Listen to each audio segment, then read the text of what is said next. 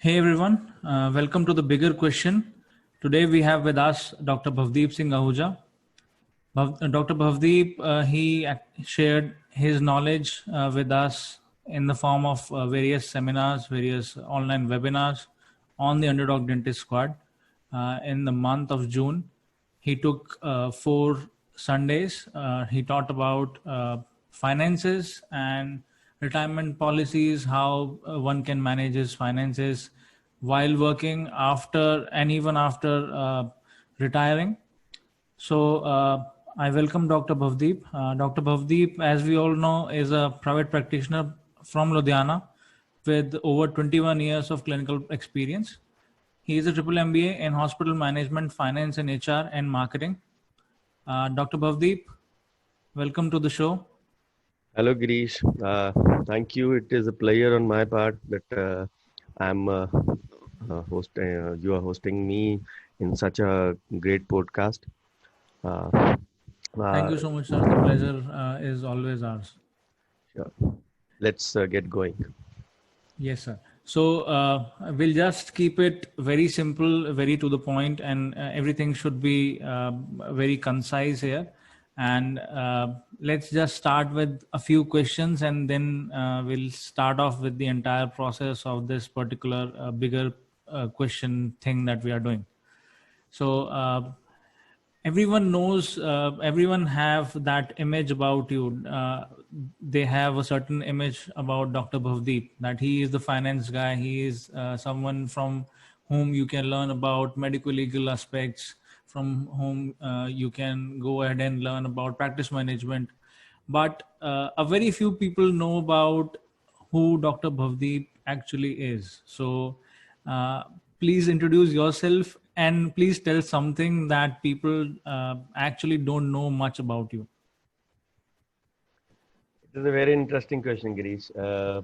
I have been an engineer by choice and love since my childhood. I have been, say, topper in maths in my 10th standard as well. So figures and numbers come naturally to me. So even otherwise also I was known as the house mechanic. Even till now I'm known as that because Wow. I was a big fan of gadgets, opening up, doing a kind of a X-ray kind of thing for them, and then sometimes I was able to say rejoin them back to their normal position, and sometimes it could not be. Mm-hmm. So this is one aspect. Yes, in those days, I'm talking of the 90s. The profession was chosen by parents for you. You couldn't have a say or a bigger say, I will say, in these regards. As regards my choice of what I wanted to be in my life, I think I remember I was in sixth or seventh standard when I first read about the great man Leonardo da Vinci. Mm-hmm. So I was actually shocked. No, I won't say surprised. I was shocked that how could a person do work of so many professions altogether? And since childhood, this is a very lesser known fact. Since childhood, or say whenever I came to know about him, he has been my biggest inspiration. So he actually say made me do different works apart from my first love. Now, my first love is always dentistry. It wasn't there since the childhood, or say even after joining graduation. But that was one guy who was the life changer for me in my early childhood. And then once I graduated, say 10 years or 11 years after that, the bigger movement came in the form of a movie. We all know we have been a big fan of that, Three Idiots. Uh-huh. Uh, re- Right. it released in December or Christmas 2009, and that changed my life direction. I had been doing certain things of that in my life, but yes, I actually stopped going after targets in my life after that. So the take home message of that movie was chase excellence. Don't go after success because once you chase excellence, success will follow itself. So I learned from that, or say reaffirmed my faith in that learning is a process, and once you do that, life is also about that. And I have a quote for that also. I wrote in 2017, inspired by that only. That Wow. Mm-hmm. sometimes we are too busy and say interested in the proceedings that we forget the whole process. So everything we do in life is a process, and sometimes we get impatient and expect results overnight. And that is where the problem comes in our life. And when the dreams or the say targets don't get fulfilled, and that is where we get hurt. So chase excellence, success will automatically follow itself. Interesting, very interesting. And I can relate to you at so many levels. Even I can imagine, or I can think of some of the photographs that I have of mine uh, from my younger days. I used to sit with the mixer grinder, and I used to do the similar stuff like dissecting each and every kind of electronic gadget that is in front of me, and from there only everything started. Yes, it is actually a thing. As I said, parents chose the profession in those days. We Mhm. couldn't do that, but we actually have been doing it. You say na you can't you change the destiny of someone. Luckily, Right. dentistry is also like opening up things and rejoining them together. So that is why I fell in love with it in the profession, which was never my first choice. Mhm. So maybe it was destined for that. Exactly. Okay. Okay. So quite interesting that was. Okay. Let's move on. But you talked about the process, and even I believe that it is the journey that matters. See, what I see and what I feel about life, or whatever energy I'm putting in, I see everything from the perspective of a journey, and not from uh, a perspective of a beginning or the end. So it was quite interesting that you talked about the process, the entire process of getting involved in dentistry, and not thinking about the minor goals that we have. That was quite something. Thank you. All right. Okay. So let's move ahead. We'll talk about one dream that you had, maybe in your school days, maybe when you were in your teenage, and how that dream improvised, how you improvised, and you, with that dream, how you improvised from that particular initial dream to now. So we usually have different dreams at different age groups. I used to have some different dreams when I was in my school. Like I wanted to be a scientist, but not anymore. And when I came ahead, now I want to be someone who is, uh, getting hold of dentistry, and getting hold of the other businesses that I run, and to be a better person. And the entire need and the want of becoming something huge like a scientist or something like that is kind of diminished. So I would like to know that perspective from your learnings from your life. My one dream that came true was actually having a bigger clinic, and so that I'm visible.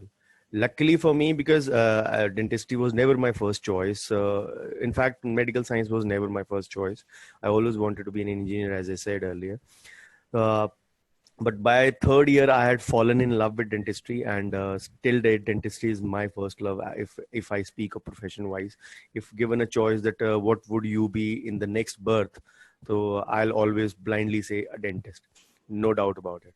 So my dream was to have a bigger clinic, and Mm-hmm. luckily with the help of my dad, in those days, again the 90s, the late 90s, people had to live with their dream, dependent upon their parents' pocket, of course, because many dreams were bigger than the pockets of the parents. So yes, my dad took a bigger jump in the form of, say, a property we were having just at the backside of our house and opening up on the main road. And as I envisaged it, I didn't find it very lucrative. My dad said just visualize it in the form of that once you are done with the renovation part, just visualize in that. So that was the first time I actually started having a vision in my life. Yes, a courtesy big role of that was in my life was from my dad's side, and that actually laid me a say platform to always see the end of a thing. So that is where another quote of mine comes in. It is imperative to keep a end in mind. Of course, inspired by the Franklin Covey 7 Habits of Successful People. But Mhm. yes, always see the end, always see the extreme part of that. There will always be some gains, some losses. But again, life is not always rosy. If you are able Right. to digest the losses, go ahead on the path, because nothing will come out to be 100% successful. So my one dream came true in 2003 itself, of having or owning a bigger clinic on the Mhm. main road, so that Mhm. I'm more visible and my skills would be utilized better.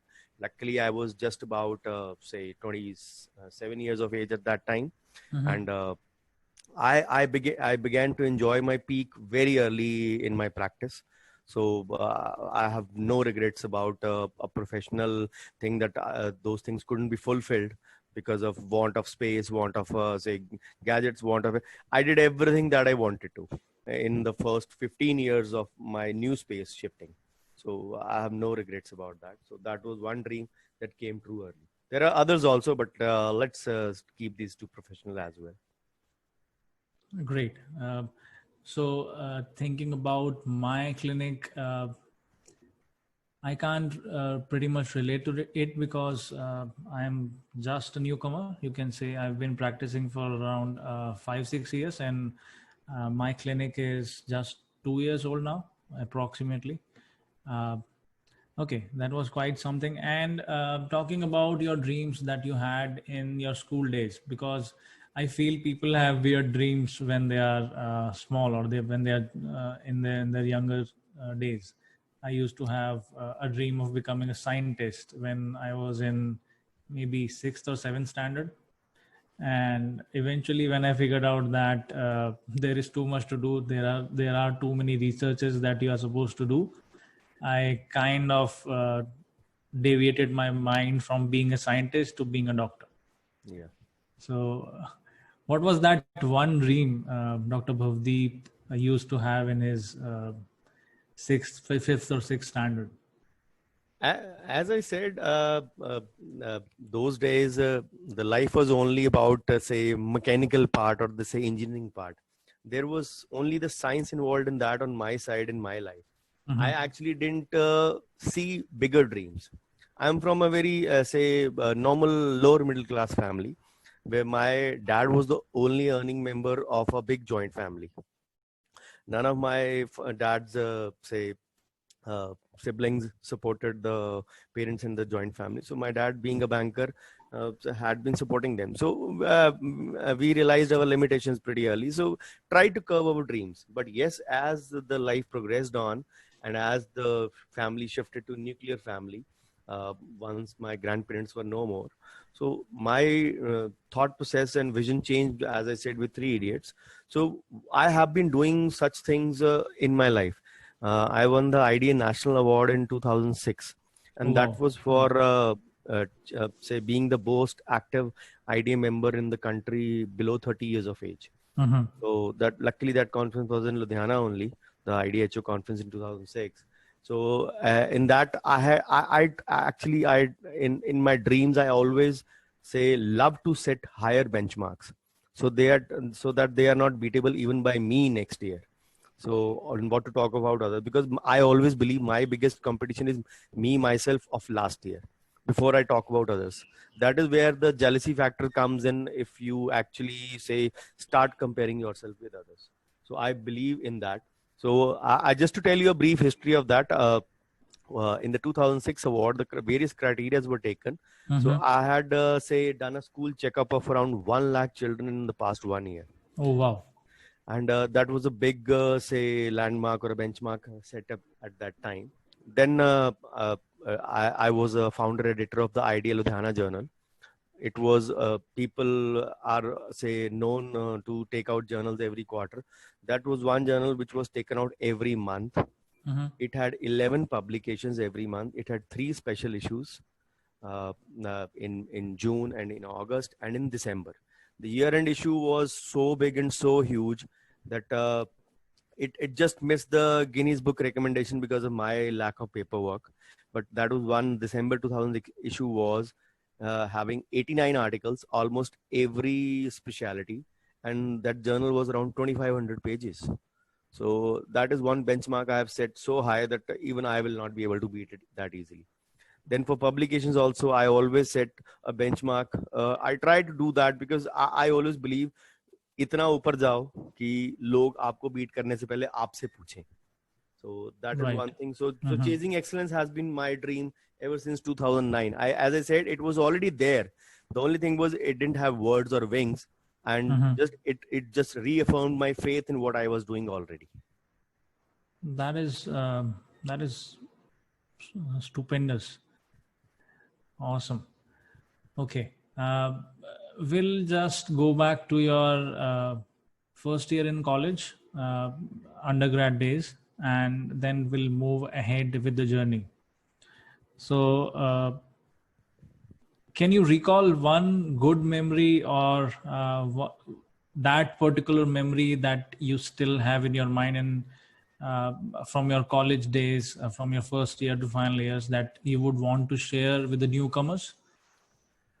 The best part of college life is always the hostel life.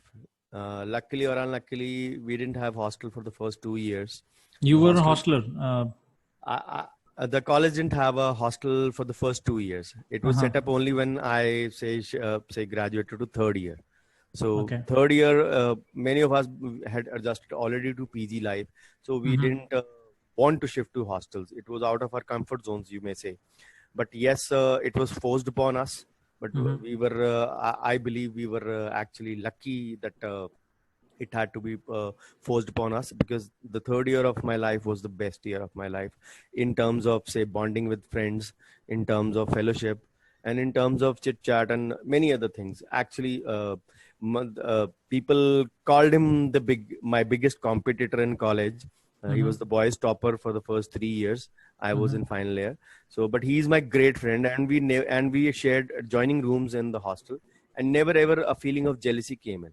We both got up early. We both were early risers. So if one of us got up early, the other one made sure that the other one also up. We went for the breakfast together when people were just getting out of their beds to say run queue for the bathrooms in hostel. We were the ones already ready and going for the breakfast for the first thing. So that is where a competitive spirit, yet a very healthy and a friendly one, set up in my life early in my life, and where I believed that competition doesn't need always to be unhealthy.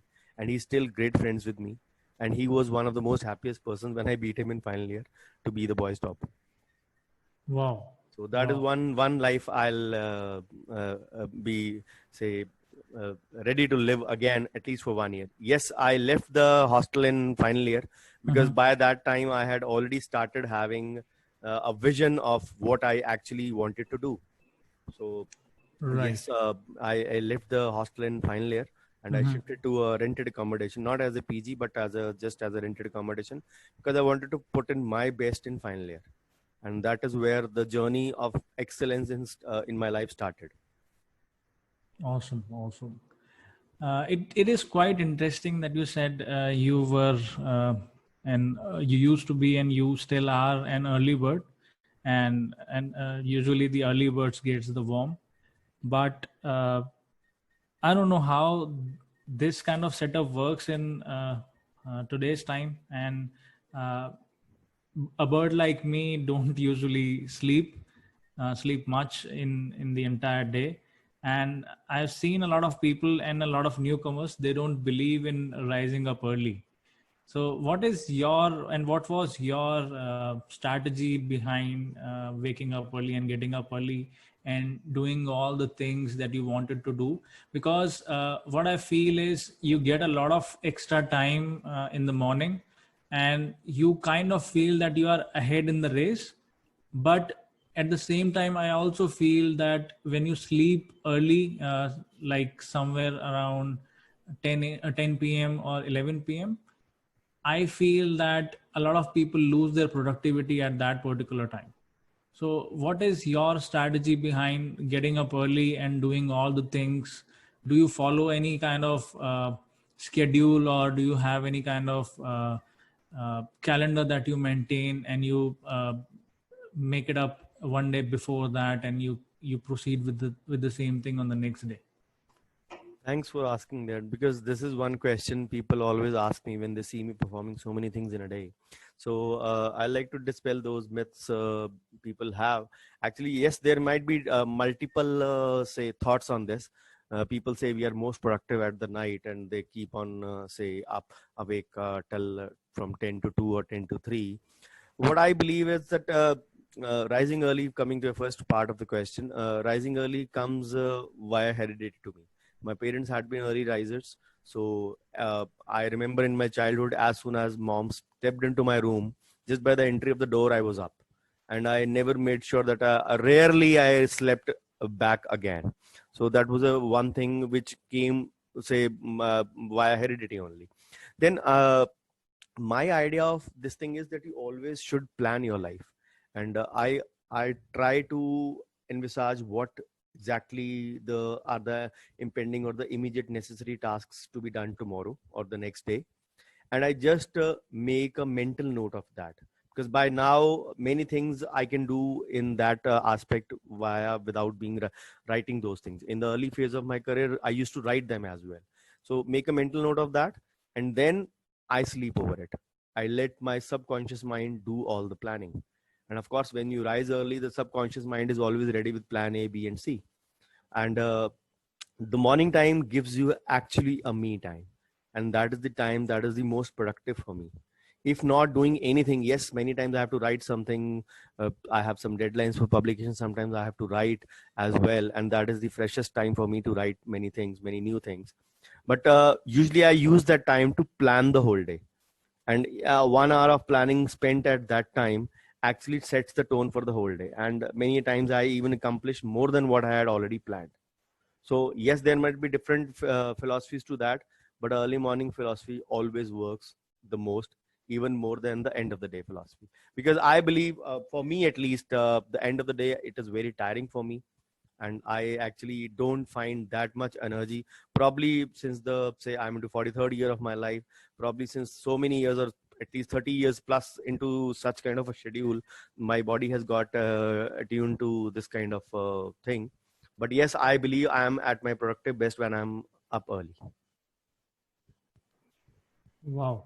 So, what I can see right now is we are recording this at 5:30 a.m. in the morning, and I can already see the sun rising, and it is so peaceful. And apart from that, I can also correlate with what you have said, that if you have a creative mind, you should at least have your me time with you. And the best time is, I guess, this particular time, like in summers, somewhere around 5:30.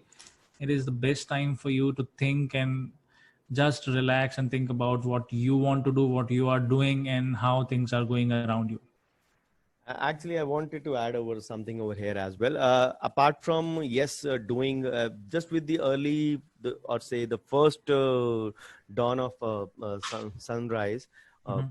with the onset of sunrise, I always try to spend at least 10 minutes in the open, and Mhm. where I inhale and exhale forcefully, just to have a little bit of extra oxygen, as they say. There might be some scientific basis in that as well. So people say you've taken an extra amount of O3 as well. So you're taking in ozone, of course, that is on the lighter side.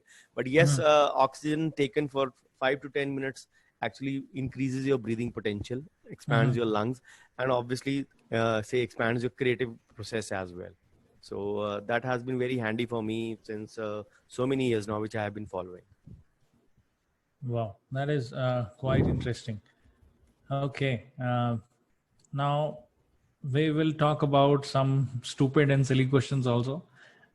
Talking about your hostel life, talking about your friends, your teachers, some funny memories that you had with your friends and teachers, and most importantly, did you have any kind of crush back then in your undergrad days? And if you had any, then you would like to know a little bit about that part also. College memories are always very lively and lovely, as I say. So I will mince no words in saying that when once I went back to college, or once I went to college at the age of 18, I was mentally around 12 years of age.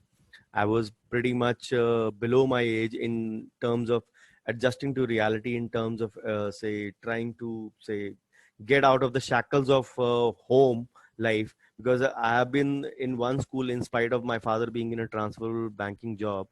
We never shifted the school from I had been my schooling has been from KVM Kundan Vidya Mandir Ludhiana, so one of the top schools since 1935 now. So that was say from nursery to plus 2 I have been 14 years spent over there. So suddenly thrown into a different city, a different college, and a different profession which you had never envisaged. So it was actually a shocker sometimes. And yes, but those 5 years of my life were actually game changing, you may say, for my. So because when I actually came out, I was say I will say I grew up 15 years in those 5 years. So when I came out at the age of 22, 23, I was about 27 already mentally. So I had a different or a broader perspective to look at things. So college life makes you mature if you look at the things in a right way. Yes, great friends. Everyone has a great set of friends. I was very lucky. I'm yes, my most of my batchmates are in US, Canada. A few of them are in Punjab, a few of them in West Bengal. But yes, keep in touch with all of them. They have been as great as source of inspiration. And I actually lived in PG for 2 years, as I said. Third year was spent in hostel where the actual bonding between the friends happened. Exactly. So Yeah. I'm friends with a lot many juniors as well, which I was not for the first 2 years because of the say distance apart, social distancing part, you can say, in those times. So, Right. but once you are in hostel, the 18 rooms of the hostel were in one line. So we were known by the room numbers. वो जो 2 number वाले को बुलाओ, वो 4 number वाले को बुलाओ, and those things. So I remember my room was number 8. So yes, those things were there. But I stayed in hostel only for 1 year. Shifting out of final year was it was a conscious decision on my part, and this was one big decision that I never regret in my life, because it was again the final year shifting out was one of the great game changes for me as well. Regarding crush, yes, I had a crush at my batchmate, but she liked someone else. And she Story got of every other guy. Yeah. story of every other guy, yes. And but being in hostel life gives you dreams.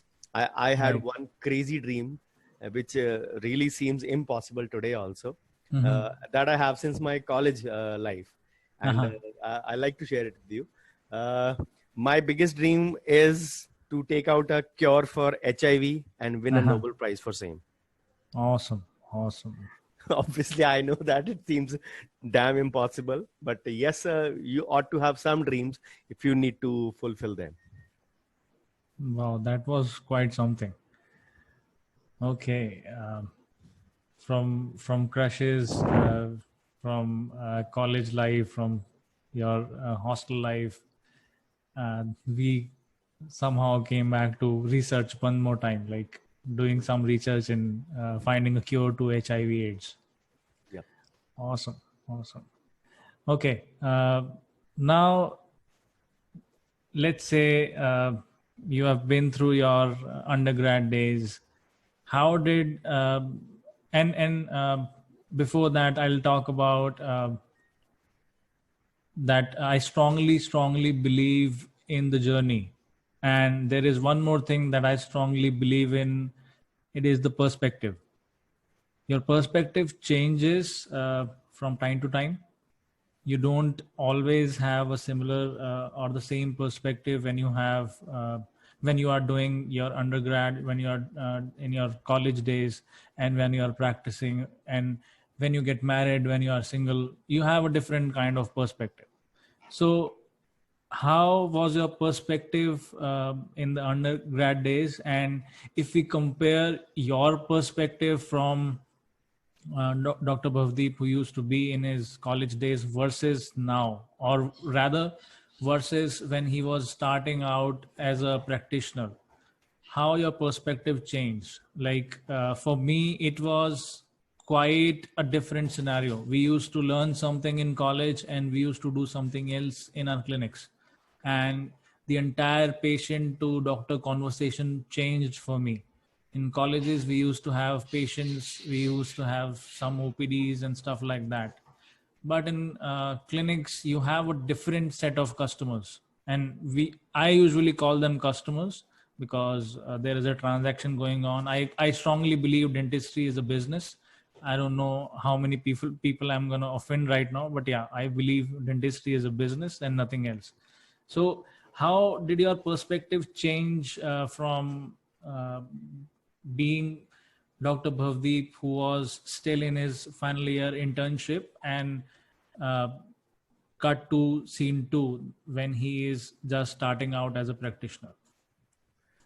For that, it is a very interesting question, Girish. For that, I have to just go back to my +2 days and then come back to your question in very brief. I'll be detailing it. As I said, being fond of figures and numbers, I was ready to take up, say, engineering.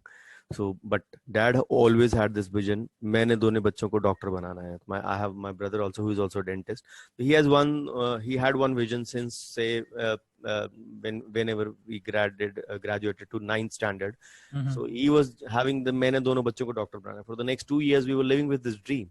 So when the +1 10th was cleared with good marks, when +1 came and the form submission time came, I tried to be smart.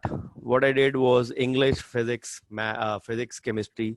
I filled in the 4th subject as maths and the 5th as biology. Say knowing very well that you could leave the 5th optional subject and we could shift to physical education in those times in the next 3 months. That was possible in those times. So 93, 94, I'm talking.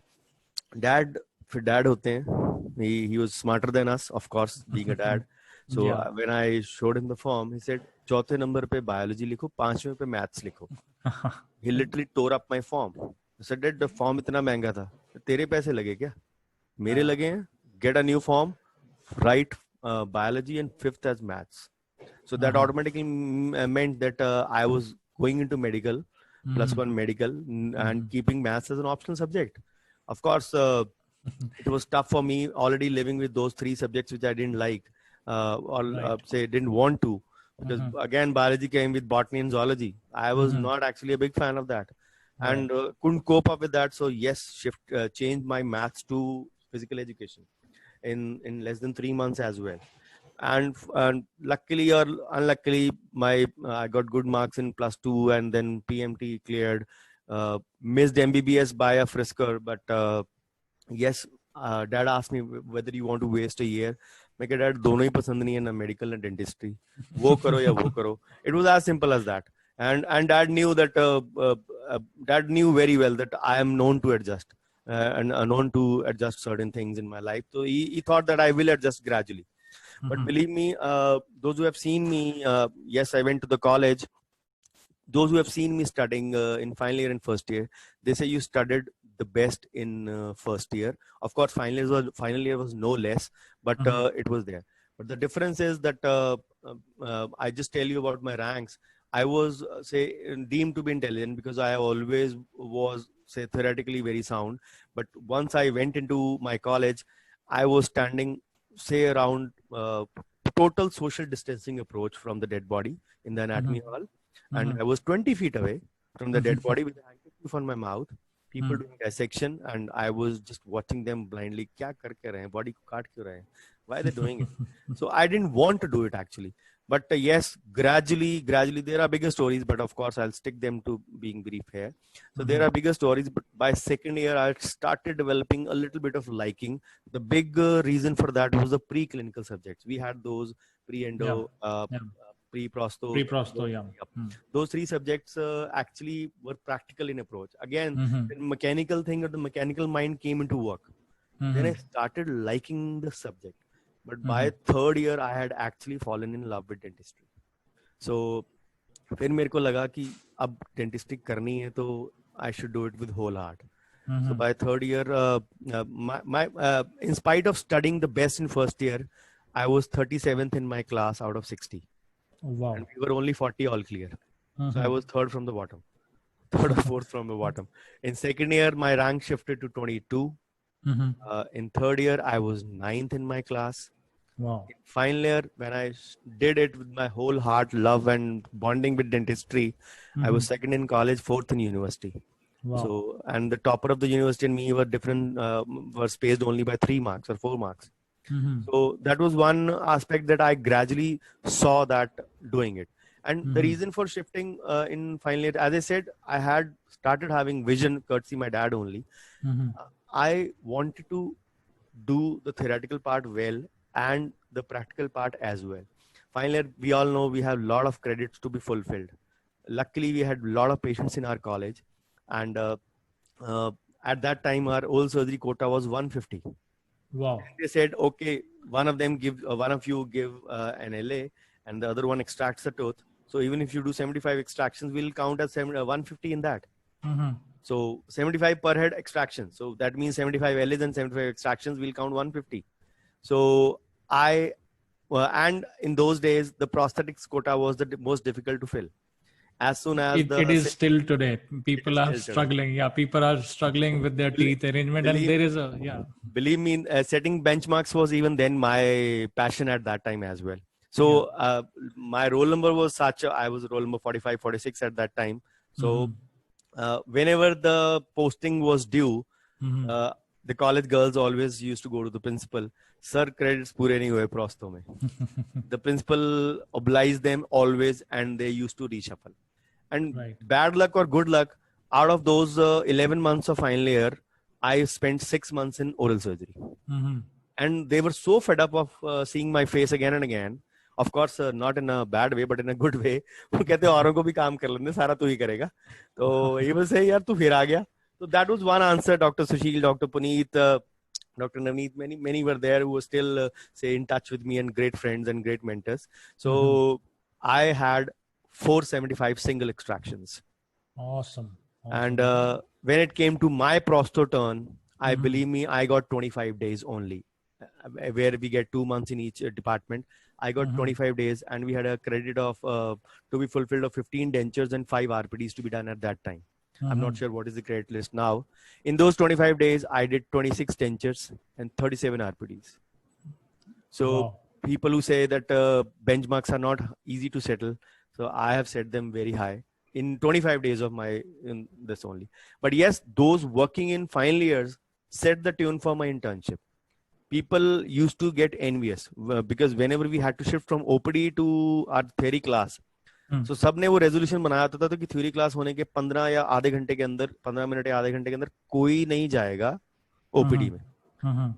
I was there in the OPD in the second minute, running back from my theory because I knew the patients were there. The student, we were lucky that we had a lot of patients. I was there, और बाकियों को सजा मिलती थी कि ये आ गया तो तुम क्यों नहीं आए?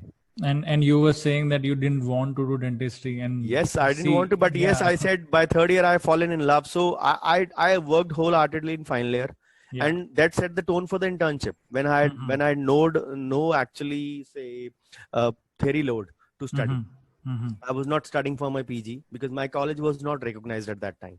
That was the biggest pitfall. But yes, no regrets, no hard feelings about that. Uh, I actually worked a lot hard in final year and internship as well. So I finished my graduation on 30th June.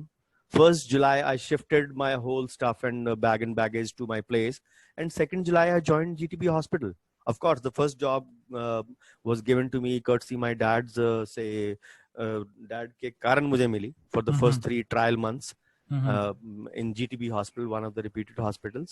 Mhm. So मेरे को medical superintendent ने पहले दिन बोला, see, don't get offended. 2 things, you are given a job because of your dad.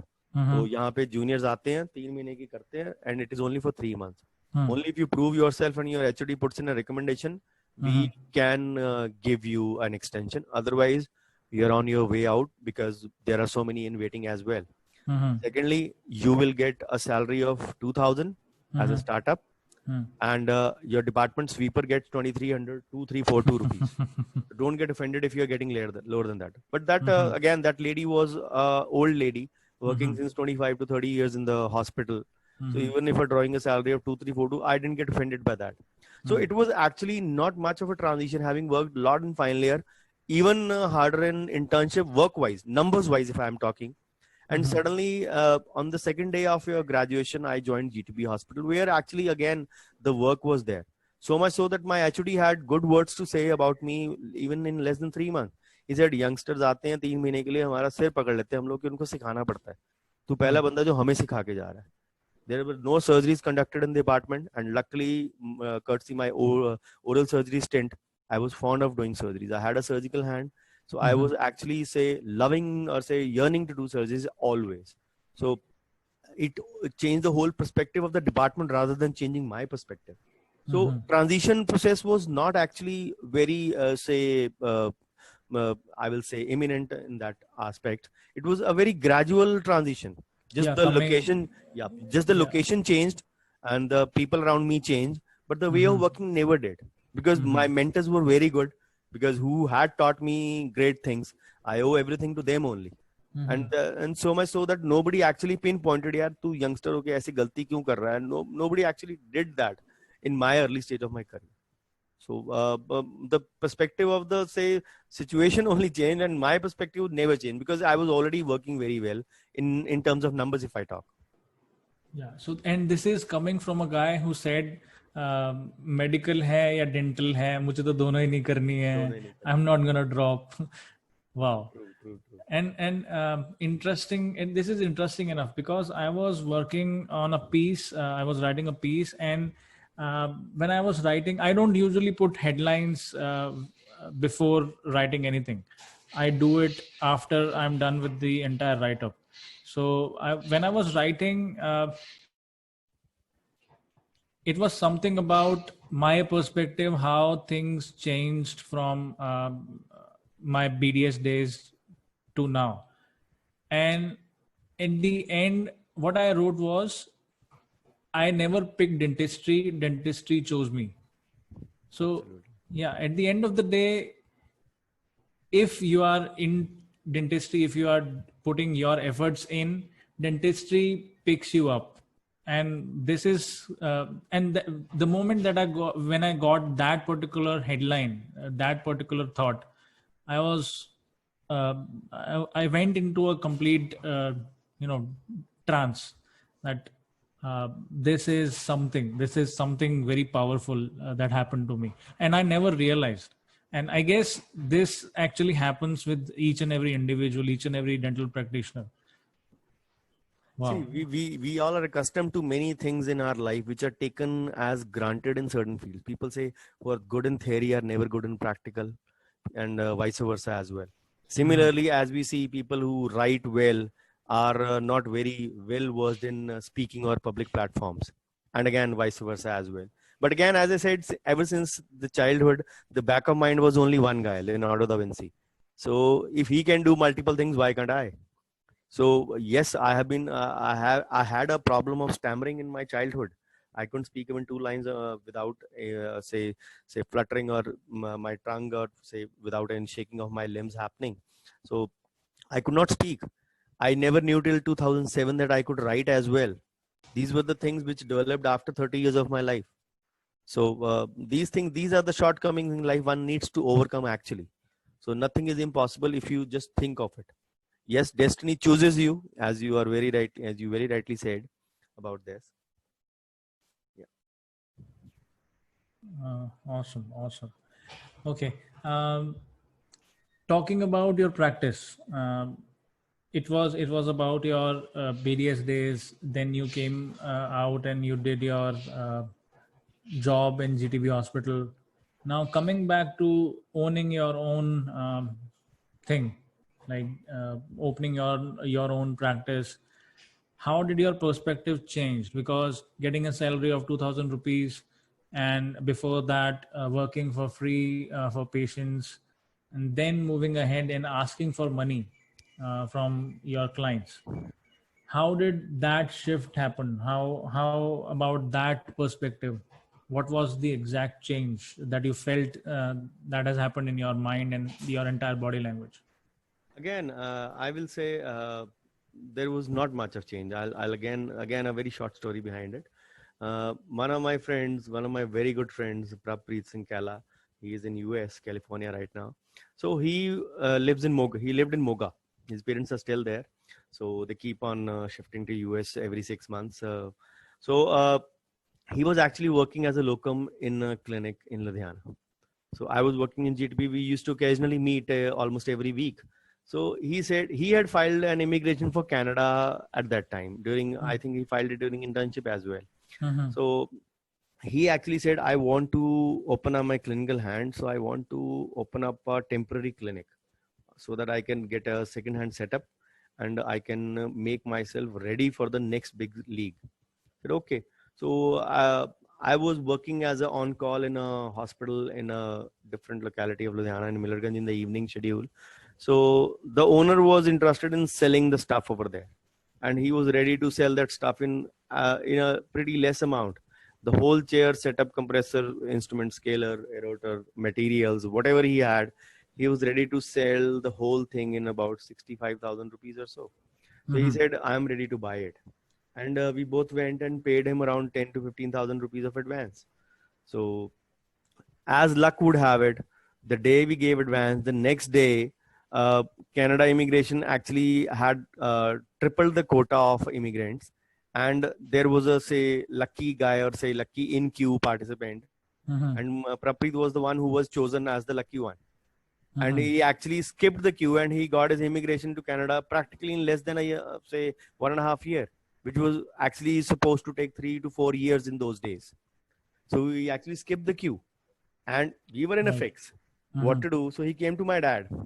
He said, my dad was an advisor to many people. So he came to my dad, uncle, aise 15,000 rupees diye hain advance. He narrated the whole story, what to do.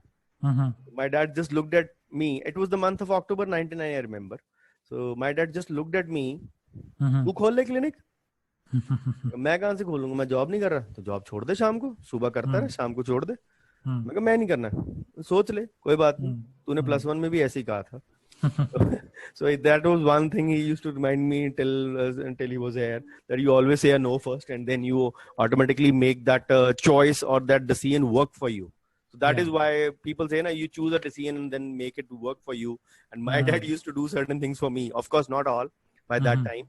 So I said, Dad, खोलेंगे कहाँ पे? वो पीछे अपना कमरा है ना? My house was in the second lane, and the whole distance, it was a 75 by 30 plot. You walk in the whole 75 feet, and the end corner of there was a 10 by 7 room, kind of a store kind of a thing. We said, इसको हम renovate कर लेंगे. दरवाजा इधर से निकाल देंगे, उधर से खिड़की कर देंगे, इधर से हो गया अपना क्लिनिक तैयार है. Dad, ऐसे थोड़ा ना होते हैं clinic. And again, those days there was no say fashion of fancy clinics. So my clinic happened to me, or practice happened to me by accident, and it started only in evening. So after a little bit of renovation, and the waiting area was in my veranda only, in my backyard of the house. So I started my first practice with the second-hand equipment in a 10 by 7 room. So the transition never actually was there, because in GTB I had got used to asking for money from patients. Of course, the money went to the hospital only, but we had to tell them, itna paisa lo, itna deposit kar do. Again, no knowledge of marketing in those days, because MBAs happened much later. Then we were used to this thing. And when I opened up my clinic, no knowledge how to set up rates or how to do pricing in my practice. As I said, those things happen later. So what I did was actually set up GTB as the benchmark, and what rates were there in the hospital, just a little bit here and there, I settled the same rates in my practice as well. So asking for money again was not a different question, because asking for almost the same amount as what I was doing in the hospital. And I started cleaning only in the evening from 4:30 to 7:30. So the morning was there in GTB. The same things were rehearsed and practiced. And in the evening, I gradually settled into practice. And luckily or unluckily, I will say I had a more than a decent start. And my average earning for the first 2 years was 10,000 per month. Wow. Which is not a bad start in those times of year 2001, if I talk. And just for 3 hours in the evening, when I'm getting a 2,000 salary in the morning. So yes, there were good days of 25,000, but there were bad days of 5,000. But the overall average was still about 10,000 plus per month. Right. So that transition actually never happened to me. It was very smooth, because again, the big role in that has to be from GTB, and of course my dad, who pushed me into private practice. Awesome. I was listening, and you said that you had an average monthly income of 10,000 rupees. So I believe that you were calculating and you were maintaining your records from the day one of your clinic, Yes. which is interesting because if I ask anyone else around me, if you can tell me what was your average monthly salary or monthly take home amount in the last financial year, they won't have any idea of that. I actually have the record of how many composites I did, how many syllabus I did, how many extractions I did at that time. Again, I said figures and numbers come naturally to me. I was just doing it for my dad. This thing has, again, aspect has been inculcated by my dad only. Is it always revise or say revision your progress in life? Because whenever you do it, then only you'll know that you are growing tangibly or not. So I just Right. used to keep a say rough paper, which I used to do fair after some time. And then it had kind of an Excel kind of column because I didn't have a PC at that time or a laptop at that time. So I used to do it manually. So वो double ruler single line वाला paper जो होता है वो I used to do it on making lines and making Excel type columns and making column scalings, composites, ये कितने के हैं. So at the end of the month I used to analyze also. I still have retained those things in my practice, and I still do, of course, those things, but in a better and a refined way. But the record keeping has, again, that came naturally to me via heredity only. I have no role in that. My genes have a role in that. This is unbelievable because at that time we didn't have we used to have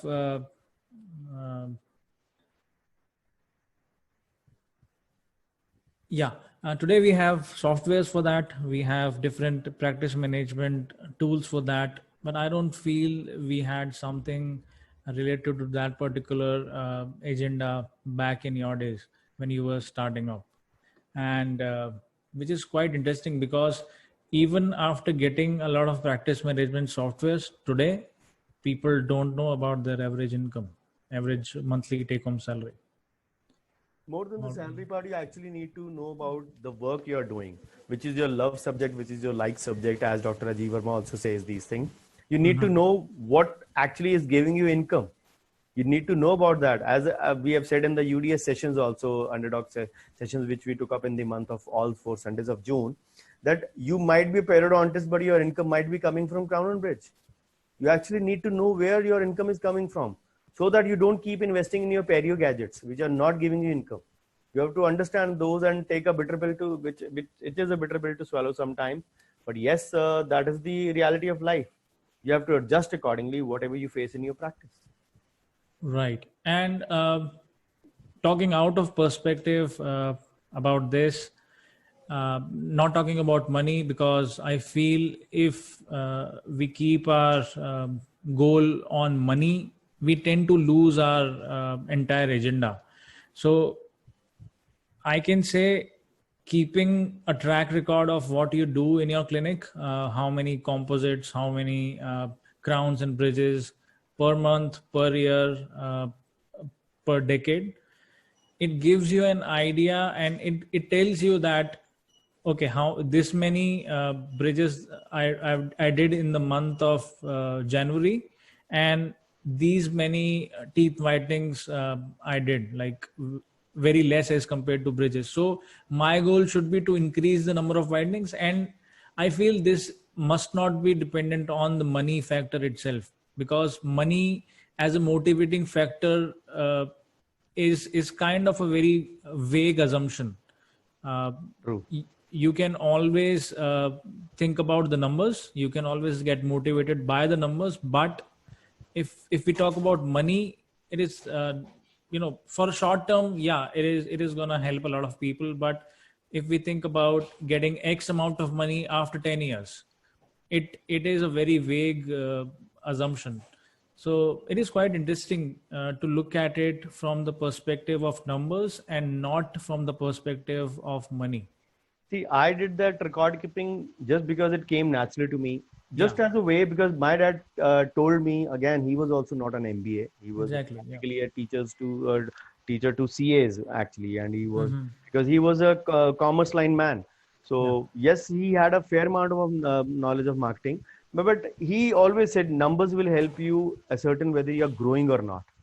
money you might be earning because of inflation. You are say hiking your charges in the next year, and you might be actually earning more, but work wise you might be actually going down. So Yeah. you need to really ascertain those things, help you actually whether those 10 crowns and bridges gave you that money in first year, or whether 15 or whether 8 crowns and bridges in the next year with hike charges gave you the same amount or even a more amount. So actually your numbers are in the terms of money might be more, but in terms of your work, it is going down. So you really need to look at it at that perspective. That perspective actually matters. You need to, Yeah. and again, you are a marketing guy, Girish, you know it very well. You need to actually pitch in where your strength subject lies. You need to pick in, you need to push those subjects where you are lacking, or you need to say have a specific or a segmental marketing, as we say, approach in that. Yeah, data is everything. That is what I tell people. If you don't have data, you are losing on everything. So yeah, in business, definitely you have to keep the money perspective in place. But as far as the individual goals are concerned, I would say that money trumps. Oh, sorry, the number or the amount of effort that you have given trumps money at some Yeah. particular level. Any day, any day. Awesome.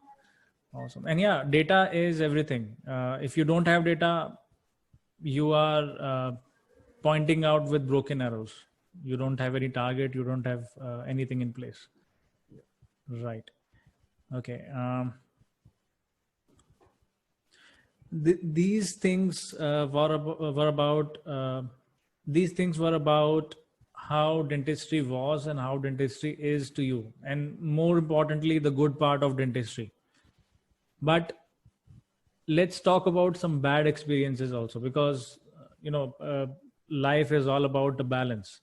So let's talk about a little bit of bad experiences, like talking about patients, talking about some treatments that you planned some way and they went to a different direction, and if there were some expectation that were not met. Let's talk about those factors. So first, before even starting off with this particular thing, let's talk about patience, because that is what everyone faces. Because the other day I was talking to this client of mine, and he was interested in doing a Google ad, and all he was worried about, that he was getting calls out of the Google ad, but he was not able to convert the patient because the patient had different assumptions about a dental clinic, how the process work. They kind of generalize everything by just looking at a single dental practice. But in uh, in the bigger picture, we all can say that every dental practice macroscopically works in a similar way, but microscopically is completely different from one another. So what about any sad experiences with patients, if talking about the payment, if talking about their expectations, if talking about their beliefs about you, your practice, and what other are practicing? Yes, we all have our share of failures. The one guy who says that I don't have any failures, or the two guys who can not have any failures, are liar and God. So yes, everyone has failure. Also have had fair amount of failures in my life. There had been loose dentures, there had been failed root canals, there had been broken instruments, there have been dislodged crowns, and there had been patients not paying. There had been patients not paying on time as well. There have been bad debts as well.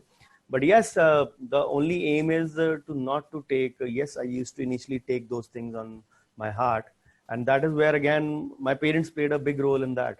They said, "Don't get bogged down by such things. These things are part of life. If you get bogged down, you will not. You will be focusing only on this thing. Look at the larger picture. That you are growing. If you have 9 dissatisfied patients, you have 91 satisfied patients as well. So look at the positive and the rosy side.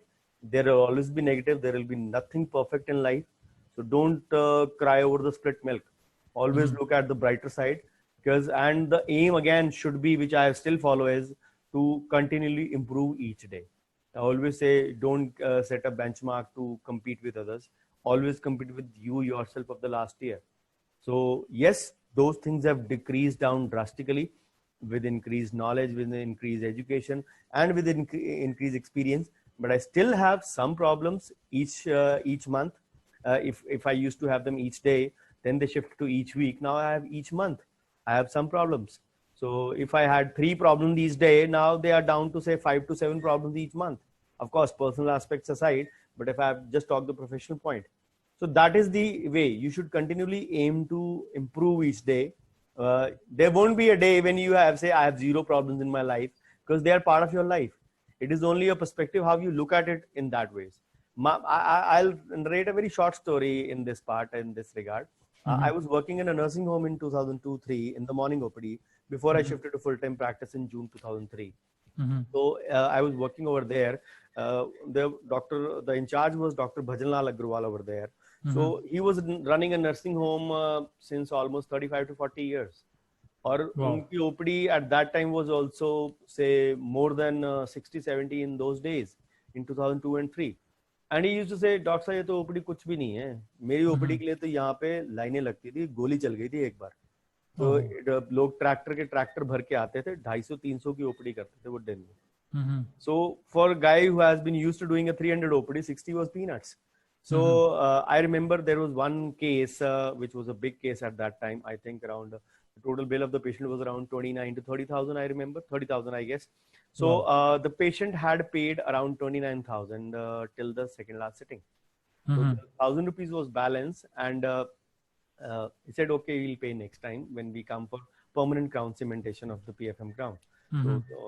And they came next time, and I just saw a little bit of periodontal thing. I said, okay, I'll take an X-ray to just verify if there is any problem. So I took a IOPA, the film part. So luckily there was nothing, just a small aberration of the periodontal ligament. I just prescribed them a medicine. So he said, doctor, paise kitne? I said, 50 rupees hote hain X-ray ke, at that time, 2002, I'm talking. तो आप कोई बात नहीं रहना, तो आपका 1,000 balance है, तो आप वो पे कर दो, कोई इशू नहीं है. So he said, आज हम लाए नहीं, we'll pay it next time. Okay. So as I was leaving at 2:30 for my home, the nursing home, the dental wing was on the first floor. So Dr. Bhajanlal called me up and he said, "Doctor, आपका वो case चल रहा था लंबा." मैं कहा, "हाँ जी sir, वो complete हो गया आज." तो उसका बैलेंस, मैं कहा, "सर 29,000 आपको दे दिया, वो उनका शायद 1,000 बैलेंस है, तो वो they'll pay next time." He said, "यहाँ पे बैठो आप." तो I was actually, मेरे को था यार मैं घर जाने के लिए लेट हो जाऊंगा, भूख भी लगी थी.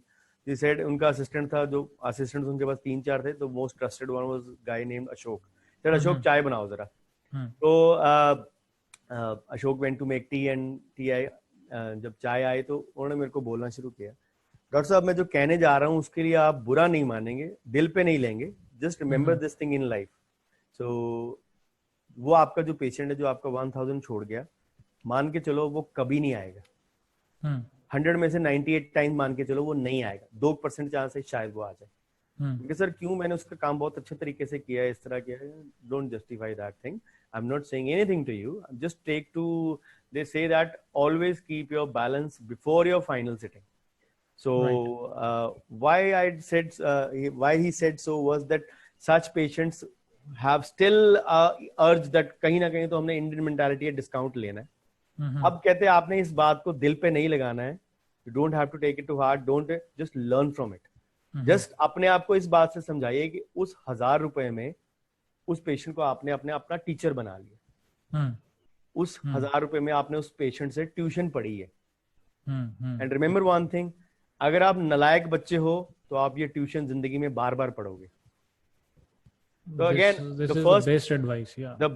first big lesson in marketing and patient payment default came to me from a guy, say about 7-8 years before I did my MBAs actually, and had my practical application 3 years later, say around 10 years or 12 years before I actually applied it fully. This advice came to me and it was always at the back of my mind. I still narrate this in my workshops in practice management or finance management, that patients need to be your teachers. Even if one patient defaults, make sure that you don't repeat your mistakes. Always Right. keep your payments clear before the second or the third last sitting. So Mhm. that is one take home message I always give. But still people commit the same mistake and they still cry that the patients are at wrong end. I always believe not the patients, we are at the wrong end. So this is one thing we learn from our failures, and the one who does not is either too busy or either too wealthy. Right. Right. This was interesting. Like uh, considering your patient as your teacher and Yes. not the lesson as your learning, because you at the end of the day you remember the face of your teacher, so you'll never Yes. forget the lesson. This was something, yeah. Nice. Moving on, we will just quickly talk about how you keep upgrading your knowledge and skills. How do you keep yourself updated in times like these? Because we have a lot of distraction with us. We have phones, we have internet, we have social media, we have everything.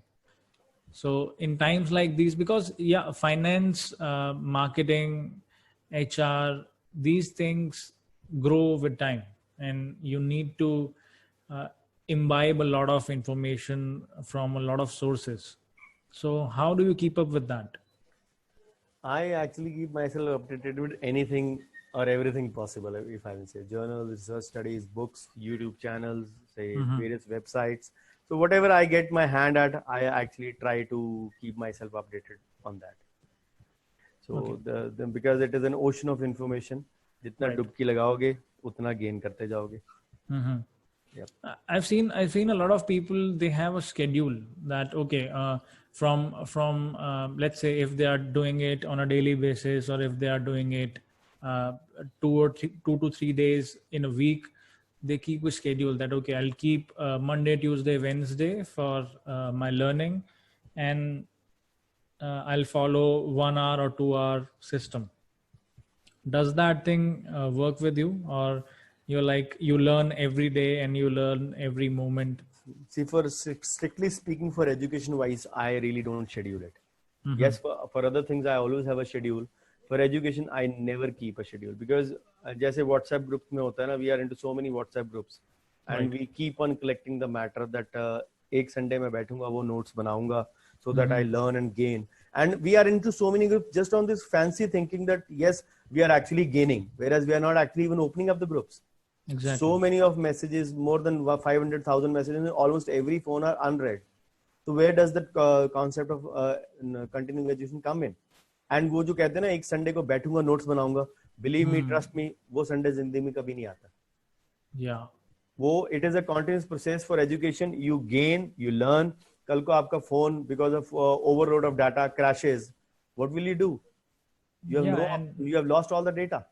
yeah, and the general tendency of procrastination comes into play. You Yes. procrastinate, you procrastinate, and you procrastinate. You keep on doing that and वो मैं कल से gym जाऊंगा, मैं कल से पढ़ूंगा, वो कल believe me कभी नहीं आता. Right. That is the only thing. Right. Okay. And there is one more thing that I would like to ask about your journey. Dentistry was fine because you were kind of pressurized, that we can say. But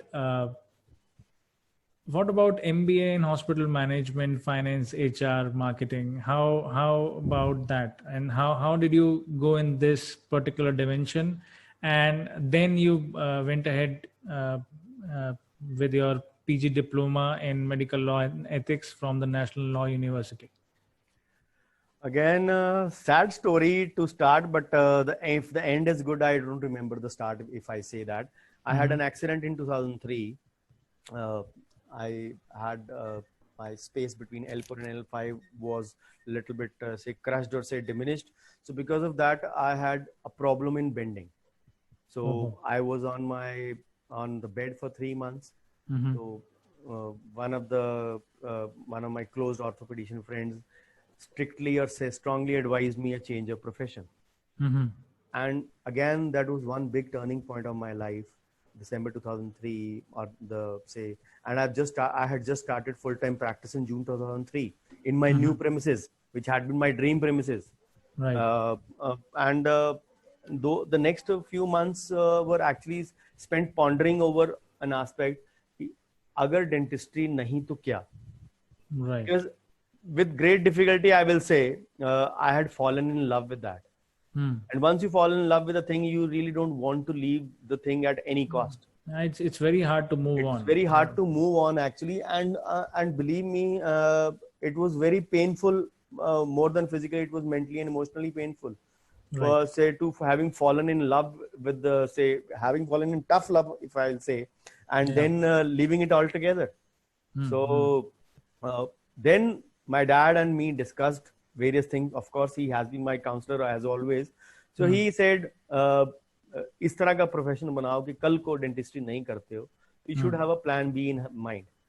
So various things kept on pondering. So ultimately we shortlisted on MBA. Luckily, Annamalai University that year only started in 2005, if I am not wrong. That 1 year, yes, my implant training was also due in 2004. I started with it in August 2004. So that was going on side by side. But by June 2005, my back was healing up, but I had, say, left my primary love apart from dentistry, cricket, which I still play. So I had to leave the game in 2003 because 2003 end because of that. So it was tough, say, envisaging that I had to keep away from two loves of my life, cricket and dentistry. So by June 2005, Annamalai University came up with a, say, idea that there was no entrance test and you will get, say, you can get admission based on your final year marks. So I just applied for it, and I was lucky that I got MBA marketing admission straight away without any entrance test. Wow. So similarly, at the same time, IGNOU also came up. IGNOU used to have a, say, MET, mental eligibility test at that time for entrance test. So I still remember it was on 20th of August 2005. And as I said, 2 months before, I had taken admission in Annamalai marketing already. It was a distance learning thing. So I remember 20th August was a Saturday. I had come from my last day of my implant training module in Pune after 1 year of training. So dad said, ये तेरा roll number आया हुआ है IGNOU का, कल को Sunday है, कल को तेरा entrance test है. मैं कहा डैड एडमिशन ले तो लिया हमने, उसमें मार्केटिंग में क्या करना है? So Dr. Bhavdeep being Dr. Bhavdeep. Yes, क्या करो, क्या करना है? तो don't take it for granted. कहते go in for entrance देना, जाके दे, 2 घंटे बैठने ही है ना वहाँ पे, जो दिल करता है उसको टिक कराना, MCQ questions होंगे. So again, on the insistence of my dad, I went there. And as luck would have it, I cleared the entrance test. So, and IGNOU had an option at that time that you could join straight away in that session, or you could join 6 months later in the next session as well. Right. I'm not sure whether the same facility is there today or not. But yes, I kept it postponed for next 6 months. The reason dad guided me again, and I also had my thinking on that. By chance, if I don't find the content of Annamalai University as good enough to help me in shaping my career, I can join, say, this as well. So, and yes, Annamalai University was good, but then again, say, a taste bud of having another education in my CV, on my portfolio, if I say, had already set in. So dad said, पढ़ते जाओ, कोई नुकसान नहीं होता है, कब काम आएगा कुछ नहीं पता. Then the next year in 2006, came across IIM Pune ad that distance learning in hospital management. There, that was actually a PGD diploma of 2 years, but it was considered equivalent to MBA because normal PG diplomas are 1 year. So it was considered equivalent to MBA. So that was in hospital management. So then I had said, if I want to stay in my, say, primary profession, marketing and HR would be totally different from what I'm doing. Exactly. If I need to stay in touch with my profession, I need to be in hospital line as well. So that is where the third MBA happened. So in 2000, by 2006 end or 7 start, I was doing 3 MBAs all together at same time. Wow. Luckily, one of them only requested for migration certificate, which is otherwise a say necessity when you apply for any postgrad. So if all 3 had asked, I would have been a soup. So that is why, that is how the MBAs came. And once I was done with my MBAs, I came across different diplomas of management, The first one I did was from NHFW, National Institute of Health and Family Welfare in Munirka, Delhi. So it is Right. a 6 months course. My brother joined it. There were two actually, in one in hospital management and one in healthcare and family welfare management. So I did those two also. There were short, say, training sessions as well. There were, say, contact sessions as well happening. So that was really very interesting. That actually gave my way to management aspect and how it could be used in our lives to make them better. Of course, I read about bigger aspects of motivation in that only. And if I am motivated today as well, or say positive in my life, the big share of that goes to that NHFW in Munirka, Delhi as well. So Right. slowly and slowly these things started happening. Then, we discussed earlier, I had failures in my practice as well. I had broken instruments. I had, say, broken roots as well, which of course I needed the help of an oral surgeon. In spite of my love being in oral surgery, as I told in the college grad days, but I did have a couple of failures of that regard also. And that is where by that time, Google was already there since 2007 and 8, and people had started Googling many things, and medical legal part also started catching importance. So Right. a friend of mine said, अगर MLE करना है तूने medical legal aspect पे कुछ करना है तो अच्छी जगह से करना, which teaches you something. That advised me. So he advised me the National Law School of Medical India University. It was in Bangalore. We have about 4 or 5 analysts IUs in India, in Bhopal, in Gwalior, I'm not sure, in Bhopal, Indore. There are 5 in India, in Delhi also, I guess. But the best one is in Bangalore. So I joined that in 2009. And believe me, my total outlook and perspective to look at the medical profession in a, say, sinful way, if I say, it changed totally. I started looking at every patient as a potential medical legal complainant. So, and that is the way we should actually do it as well. So, they have a huge library, and Right. the library is such, you pick a book, you like a book. Yes, you have to be a student of that institute. You pick a book, you like a book, you give it to the, say, Xerox section in the library itself. They'll Xerox you the whole book in 10-15 minutes itself, and Okay. give you with a spiral binding as well. Mm-hmm. I had a huge setup of books bought from there, and they charge only the Xerox amount as well. So there was no, dearth of sharing knowledge over there. They never had kept a bar कि आपको ये हम ऐसे नहीं दे सकते, इस तरह नहीं दे सकते. They were actually very free in opening up. Again, your thought process changing, that such a big institute is sharing knowledge at will. Why shouldn't we? So that one theory of sharing knowledge, my colleagues, as we did in the 4 Sundays of June as well with the Underdog Squad, it actually also stems from the National Law School as well.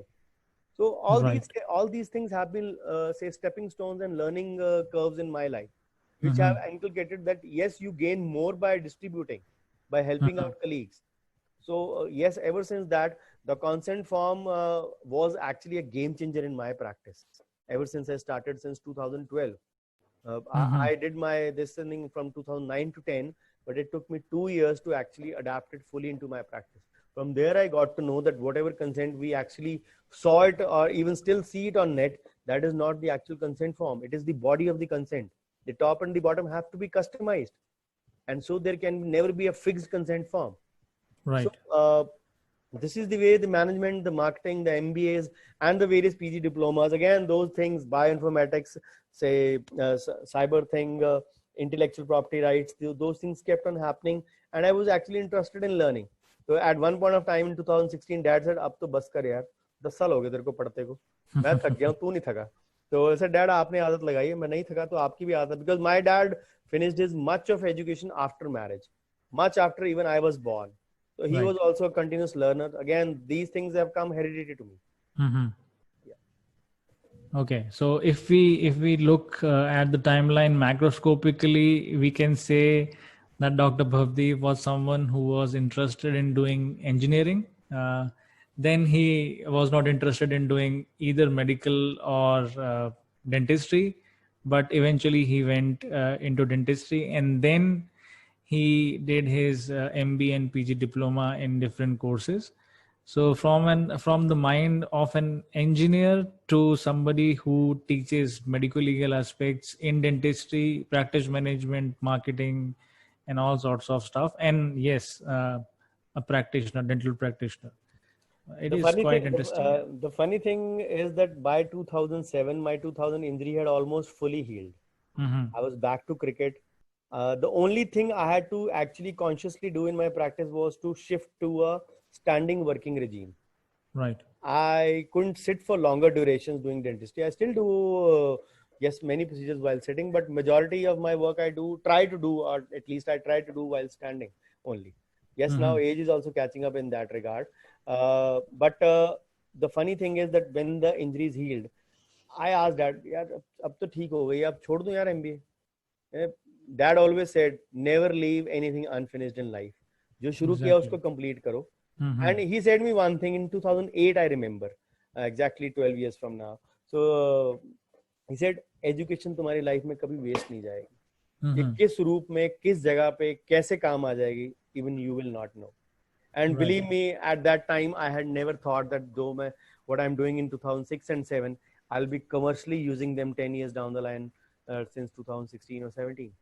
So I'm commercially using it, those things applied into dentistry. I had learned the management part, but to apply in dentistry is purely my own part, purely my own niche, which I've done and carved for my colleagues how to use those practice management skills or marketing skills in dentistry or your HR skills, all those, again, those financial skills, thinking from a dentist perspective. So those things have been actually a game changer for me. But yes, my dad has a big role in every such aspect of my life. Exactly. This was quite interesting, the entire journey. Nice. So moving ahead with the bigger question of today, why finance and why practice management? If talking about dentists, if people are listening to you and if they have to ask you one question, that why should they learn about finance and why they should be thinking about practice management? See, I have a totally different perspective to it. I'll first speak about practice management. People think of practice management as a magical formula or kind of a magical syrup that I'll give them in a lecture and they will drink it overnight, and Monday morning onward, if I give a Sunday lecture, Monday morning onwards, they'll start having more patients. Right. As I said, it is actually a process. And practice management journey begins with the first aspect, knowing yourself, knowing your strengths. It is all about your SWOT analysis first. Then the second part is know your customers, as KYC, as we say, or know your patients. Right. And then you know your patients, what kind of needs and wants they're carrying. Understand their needs and wants, estimate them, and then actually deliver a treatment plan. We can't sell what we have. We can sell only what they need. So that is the prime philosophy we have to follow while dealing with practice management. And each patient is a unique patient. One shoe does not fit all. So one formula, one approach will not fit all patients as well. So that is where you need to really learn the concept of practice management fully, where you actually decide that numbers are also important to me. As I said, when you grow in life, you actually need to measure them as well tangibly. And to measure them tangibly, the biggest role is via finance. And unless you are aware of your numbers, you can't measure your tangible growth. Exactly. Once you learn the basics of managing your, and why I take these things is because of the pure one reason, that practice management will teach you knowing yourself, exploring yourself, unearthing your hidden potentials, and actually knowing your patients as well to unlock your potential to earn more. Right. And once you start earning more or having more money, the zeal comes to, there is a zeal or there is sometimes a hunch to go on the wrong side of the law.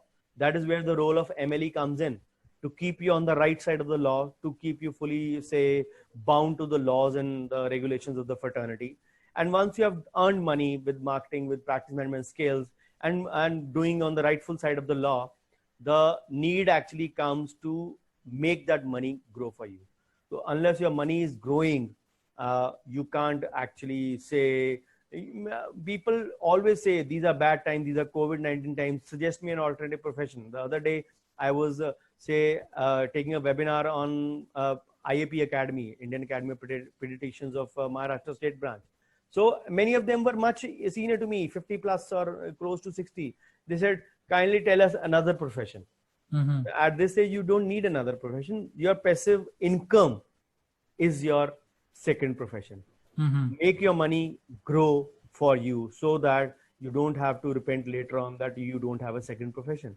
My Right. father always used to say कि पैसा इतना कमा लो या उस तरीके कमा लो या उस तरीके invest कर लो, so that your money starts earning money for you. And if you, even if you don't have any income flowing in a month, God forbid happens, you are actually say attuned to that, and you keep on earning actually more.